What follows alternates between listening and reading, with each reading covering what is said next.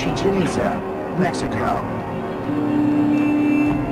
Located on the Yucatan Peninsula are the ruins of an ancient Mayan city that thrived from 750 to 1200 AD.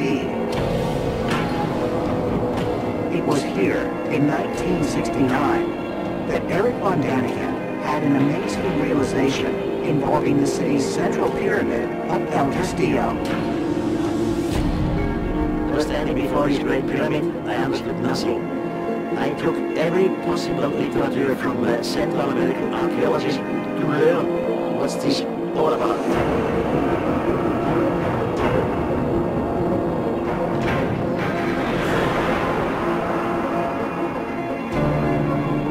Then I learned again.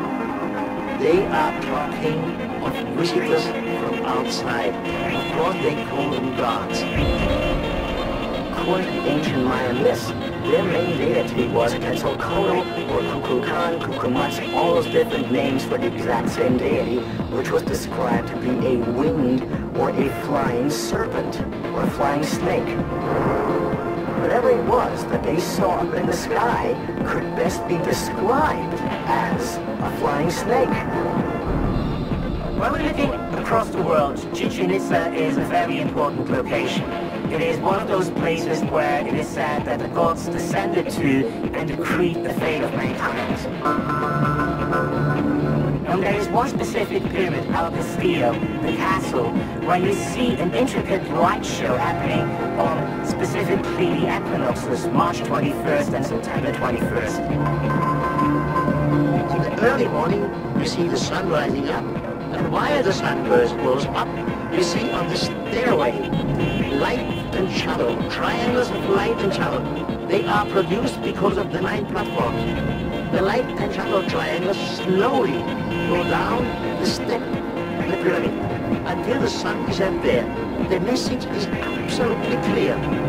God Kukulkan visited the earth and disappeared again with the promise to return in a faraway future. So they have given this whole information of the return of the god into their temple. I think this is one of the great things which Erich has done, not just in the story of Chichen Itza, but of so many other aspects from other places in this world as well, whereby he focuses on certain details and says, look, this is important, this is a detail which is extremely difficult to create. This is something which traditional archaeology tends to overlook. By making a connection between the ancient Mayas' knowledge of astronomy and their precise architecture, Erich von Daniken was convinced that there was much more to his ancient alien hypothesis than he had imagined. For further proof, he looked to another Mayan temple, one that housed what some say was the first ancient astronaut, Lord Pakal. The ancient Mayan city of Palenque was a tomb that was discovered in the 1950s.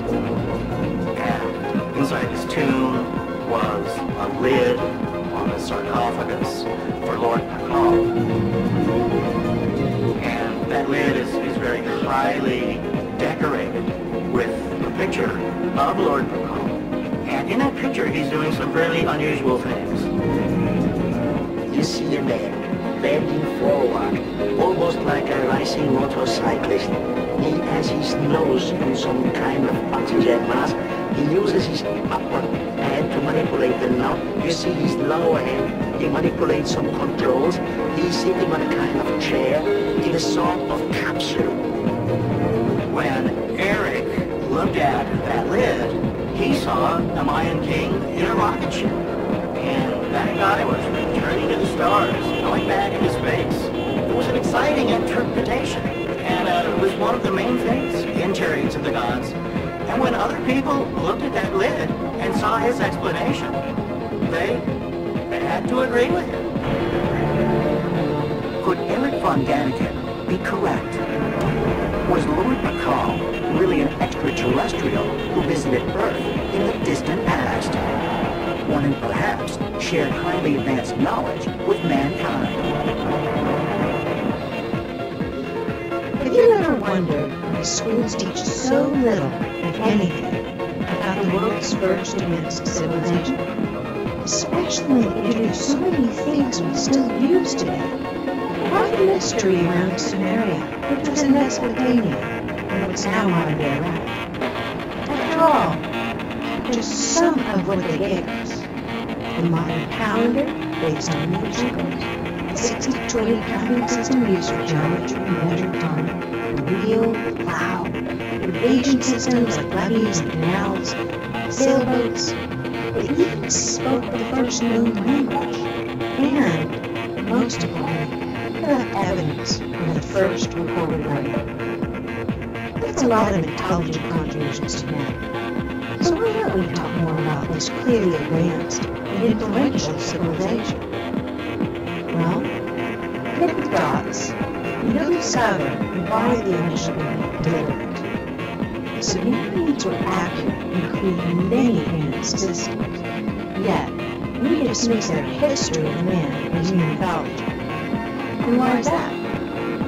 Well, if we gave the same credibility to their written history as we've given their inventions, we'd be teaching a completely different version of our origins. And we'd be thinking a lot more about what our future will hold. So let archaeologists continue to debate the history of evolution of man. If you go to the source, here's what the first civilization ever to record history revealed about our past. In 1849, a British archaeologist discovered 14 tablets in Sumeria. Today, these are the oldest known writings, and they date back to the 24th century BC. While the stories on it share much of what the ancient writings say, they put a whole new spin on the other ancient sacred texts. We see, while they do refer to a father of all beginnings, or some kind of ultimate supreme being, the tablets say that the creators in Genesis, Adam and Eve, these were polytheistic gods of ours, otherworldly beings, or just plain out aliens. The entire first two tablets explain who they were and where they were from. Tablet 3 tells of the 6th day of creation, or settlement on Earth. Later, it explained how the human race was genetically manipulated by these beings and did not evolve randomly. Even the technology Sumerians gave us came from these beings. Are you interested now in knowing more about what the Sumerians had to say about our history? Here are selected legends from the 14 tablets and their parallels with other ancient sources. According to the Sumerian tablets, 445,000 years ago, creator gods, as they call it, came to Earth. The only inhabitants of Earth were wild and undomesticated animals, and early ancestors of man. These beings were called the Anunnaki, which means those who from heaven to earth came. The Anunnaki inhabited a distant orbiting planet called Nibiru, which only entered our solar system every 3,600 years. They described Nibiru as many times the diameter of Earth and abundant with iron oxide, making its rivers and lakes of pure red. Now, a side note about Nibiru. According to the tablets, Nibiru's atmosphere began to deteriorate and become a hostile place for life. And in order to restore it, the Anunnaki needed one important element for the atmosphere: gold. Now, here are a few interesting facts. There is proof that gold nanoparticles can be used to repair our damaged ozone. It shields radiation, which explains why NASA uses gold foils in their space stations. While NASA is currently aware of 8 official planets in our solar system, there has been much speculation about the wobbly orbit of 2 planets, which points to the likely gravitational pull of a very large mass, which has yet to be discovered. Now, the detection of this mass traces back decades, but in October of 2017, NASA published an article called "The Super Earth came home for dinner. There are now 5 different lines of observational evidence pointing to the existence of Planet 9. If you were to remove this explanation and imagine Planet 9 does not exist, then you generate more problems than you solve. Clearly, there is potential of another planet yet to be discovered in our solar system.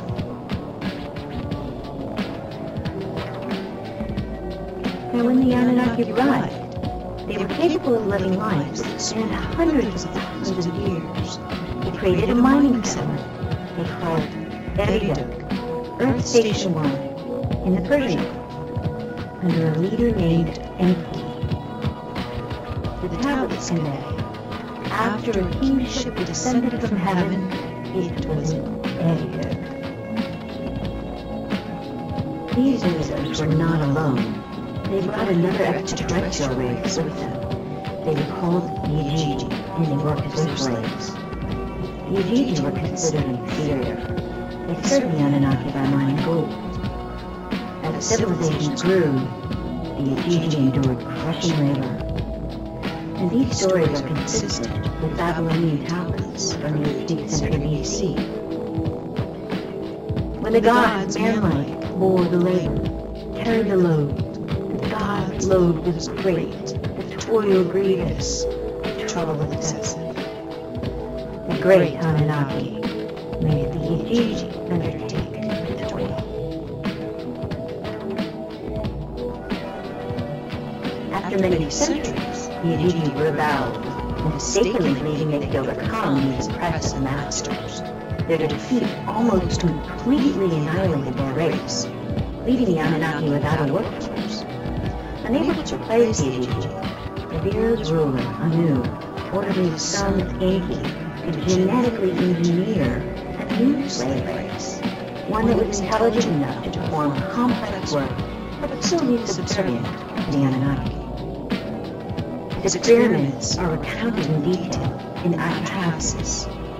Many unique creatures were created, making finally successful Metascope, and the result? Genetic hybrid between Earth's caveman, Homo erectus, and the Anunnaki themselves. This hybrid is called Homo sapiens. Tablets call the first man Yadamu. In Hebrew, Adam means man. The Anunnaki put the Homo sapiens to work in the mines and elsewhere in Mesopotamia. The Semitic word Avad, or worship, literally means work for. Hence, early men had no choice but to worship their gods. According to the pictographs and texts, these Anunnaki, who we know lived many centuries, were giants compared to the Homo sapiens. Now, because their main purpose in life was to serve the Anunnaki, Homo sapiens were, in turn, educated with social service and academic affairs and technology. All this is abundantly clear in the tablets. The new human slaves were sterile, but as the demand for workforce increased, they were re-engineered so that they could reproduce. This later led to overpopulation. So later, many humans were banished from the safety of their cities, giving rise to the story of the Garden of Eden and the story of banishment from paradise. As humans evolved to become more intelligent, some Anunnaki leaders bred with these humans. The children which resulted from these forbidden unions between races were called the Nephilim, or giants of old. Tablets say that these practices enraged Enlil, the Anu leader at that time, who was also the brother of Enki. Enlil wanted to ensure no human would ever rise to power and potentially rule Nibiru. Naturally, the intrigue increased at rest, but it was beyond his control. Human populations increased over the following millennium, only to be met with a population control plan that nature had in store.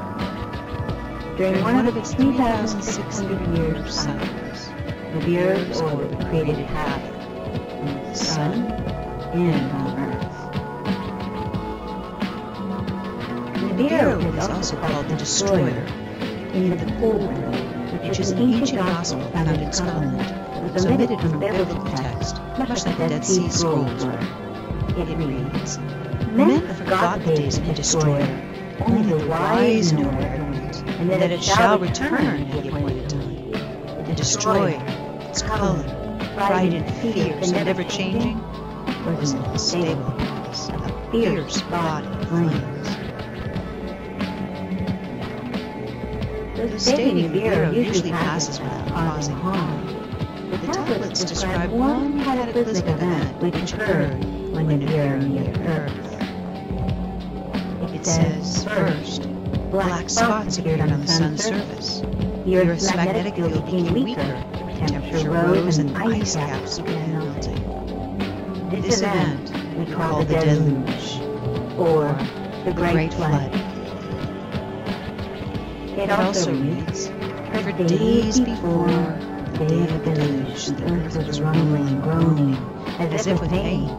For nights before the calamity struck, in the heavens, Nibiru as a glowing star over the sea. Well, according to the tablets, Enlil saw the oncoming disaster as an opportunity to rid the planet of humans that he deemed unworthy. He returned to Nibiru, but many Anunnaki chose to stay, and instead, witnessing the flooding and the destruction of the planet from their celestial boats which circle the earth. It reads, then there was darkness in daytime, and at night, the moon as though by a monster was swallowed. The earth began to shake by a force before unknown. It was agitated. In the glow of dawn, a black cloud arose from the horizon. The morning light turned into darkness. Then the sound of rolling thunder boomed, and lightning lit the skies. On that day, that unforgettable day, the deluge with the war began. At that point, the South Pole's huge ice sheets collided and fell into the ocean. This would have created tsunamis everywhere, traveling north to gold mines in Southeast Africa. The tidal wave continued north until it reached and submerged the city of Eden, one of the first Anunnaki settlements, now located somewhere far into today's Persian Gulf. Witnessing the cataclysm, Enki, who felt sympathy for his creations, and instructed his chosen ones to build those. Among these few humans was Zayasudra, meaning of Noah, and his family. A great storm and heavy rain started. The tidal wave kept sweeping the earth for 7 days until the planet came to a halt. But the heavy rains continued for 40 more days and nights. The story of the deluge is recorded in almost every civilization on the planet.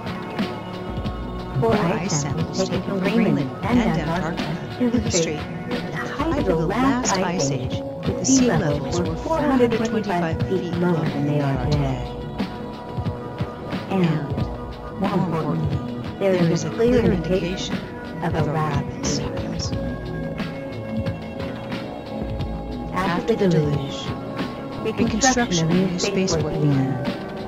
The text describes how the Anunnaki made their buildings according to the position of the stars.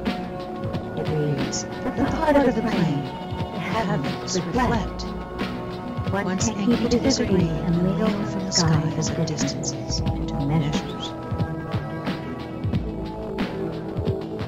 Indeed, pyramids now questioned to be much older than originally determined, and many other ancient monuments are, in fact, aligned to the stars.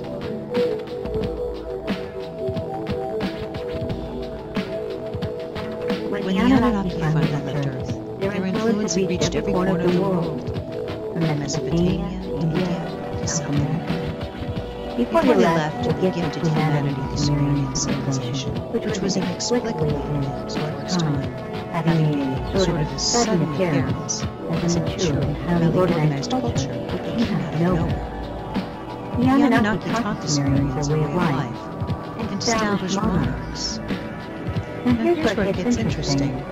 The kings would act as their emissaries on Earth and rule the people according to ancient principles. Unbeknownst to man, royal bloodlines were genetically manipulated by the Anunnaki. This would in turn explain the stronger version of my ability to interclass breeding. Some people speculate that the Anunnaki have deceptively managed to control the Earth through this selective breeding ability for centuries, millennia. Others speculate that as the tablets indicate, Nibiru may once again come close to our planet, and then the Anunnaki will return and restore rule over the slave race they created. This would explain the secrecy around the Sumerian recorded history. Either way, 3,600 years approaches a new cycle. So now that you know what ancients revealed about our origins, perhaps you'd like to decide.